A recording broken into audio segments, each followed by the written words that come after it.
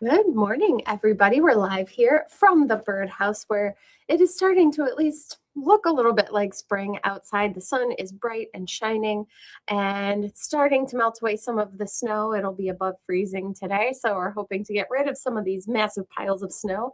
But the birds are starting to sing and they're starting to check out nesting boxes. So the first signs of spring are here.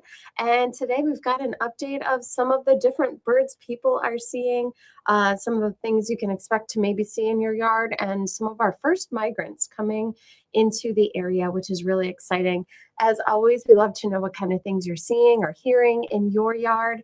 If you've got any kind of sightings, you can put those in the comments, or you can just say hi. So we will get started here. First, I should mention we do have lots of events coming up. We're starting to add them to our website and Facebook pages, including the birding cruises. They're not, we don't have any that are totally sold out yet, but a couple are getting kind of close. So especially in May.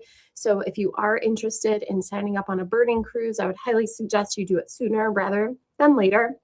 We're doing 5 cruises on the Rivery, and here's a picture of one of the groups last year on the Rivery. And we're also having a cruise on the Colonial Belle, one on the Colonial Belle, so it'll go through locks. It's a 3-hour cruise as opposed to an hour and 15 minutes. So we do have a couple different cruising options going on. That being said, we also have other events going on here at the store and elsewhere. We're going to be doing talks on bluebirds here in the store and out at Whitehaven Park, and we'll be doing a live stream on bluebirds too. Of course, we have birds of prey coming here. We have birds of prey classes that are going to be here. So there's lots going on. So keep an eye out on our website. We've got some of those events that are just starting to be listed now. So lots of fun stuff coming up here in the future. But it's March already. So as I said before, it is getting light out longer. The sun just feels stronger. The snow is melting. I'm sure once the snow is melted away, we'll start seeing things like the crocus and the snowdrops popping up. So it's a really exciting time of the year. And you might be seeing and hearing some of your first signs of spring. I know this morning I woke up to a cardinal just singing its heart out. We're hearing reports of Carolina wren, very singy in the mornings, and even reports of bluebirds checking out birdhouses. So you might start to see that behavior where the birds are checking out the birdhouses. Still a little early for them to start the nesting process, but they're definitely looking for places. So if you haven't cleaned out your birdhouses yet, now is the time to do that. But some birds that you might start to see in your yard, which you might not have gotten during the winter months, are going to start to appear.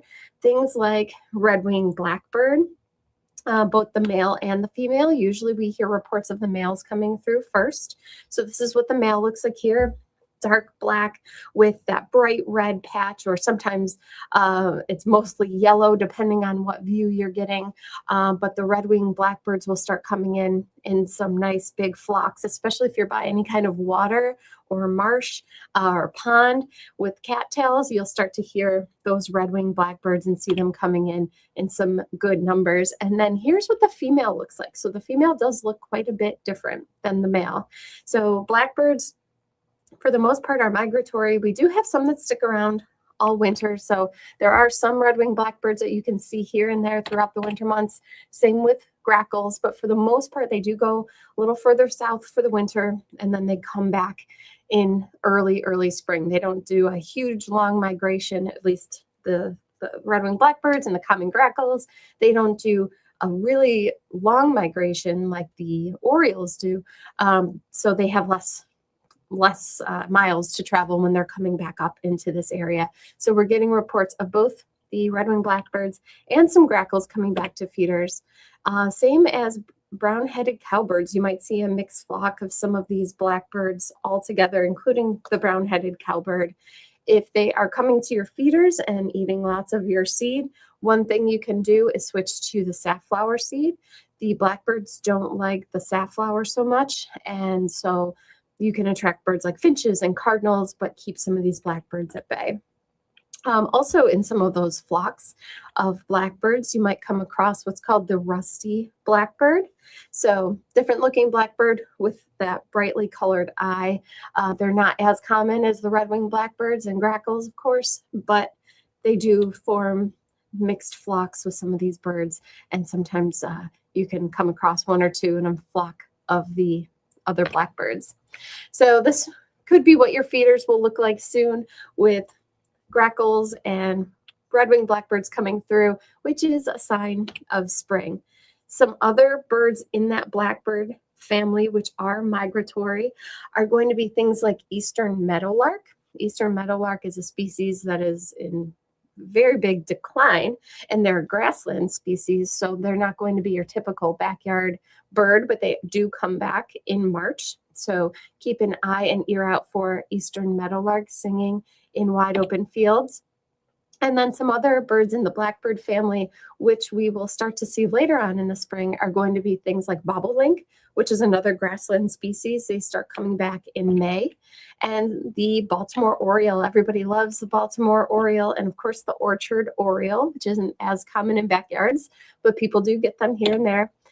They'll be back very, very late April, early May. So there's still time to prepare for your orioles, but it's not a bad idea if you're pulling things out for spring, making sure you've got all your pieces and parts of your oriole feeders, that you've got all of your accessories like your weather guards and any kind of cups that the jelly goes in for the feeders. So it'll be here before we know it, the big migration season. So we're very excited about that here, of course. And then you never know what will show up, especially during migration season when birds are hungry. This is from last year.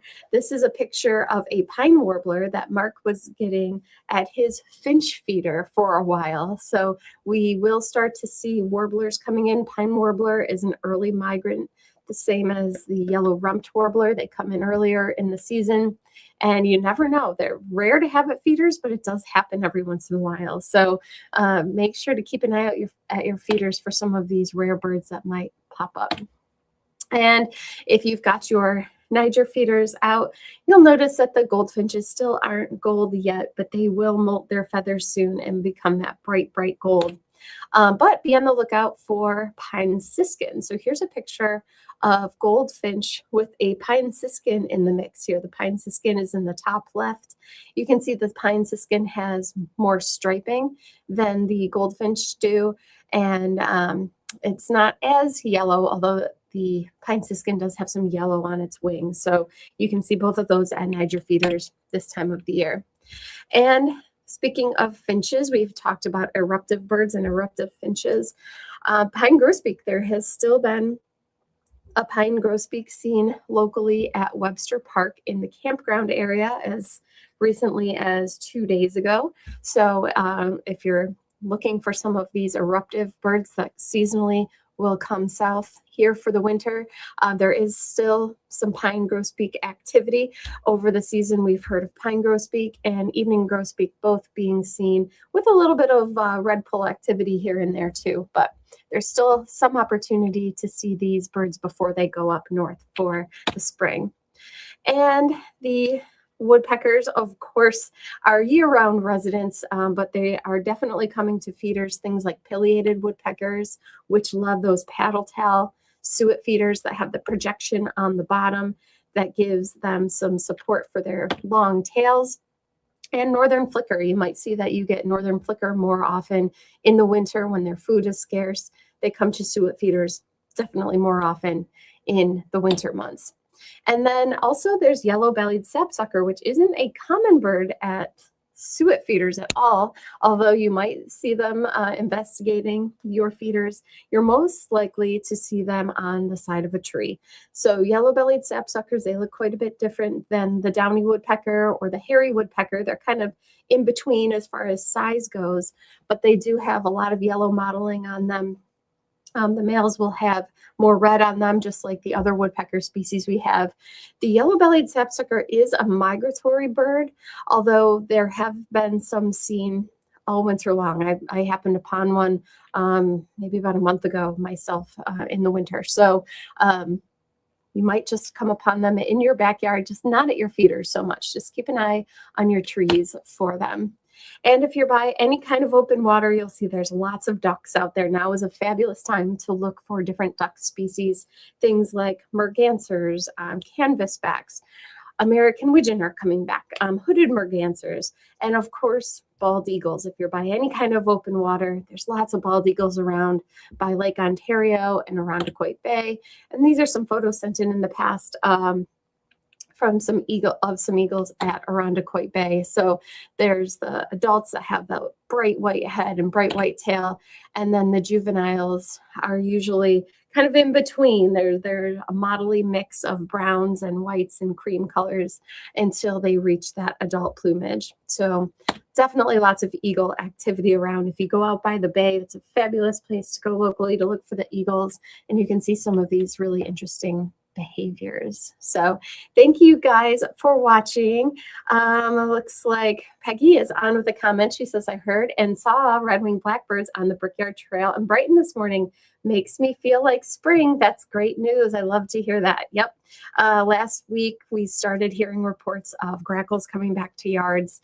And so it can be a little frustrating if they are going through a lot of your birdseed, but remember, it's a sign of spring. So this is a really exciting time of year. We'll be doing lots of classes, like I mentioned, on nesting birds, bluebirds. We'll be talking more about mason bees. We have those mason bee cocoons now here in store, and we'll be talking more about them as the season goes on as well. And of course, orioles and hummingbirds and butterfly gardening. So keep an eye out on our event list for things that might interest you. We've got things online and in store.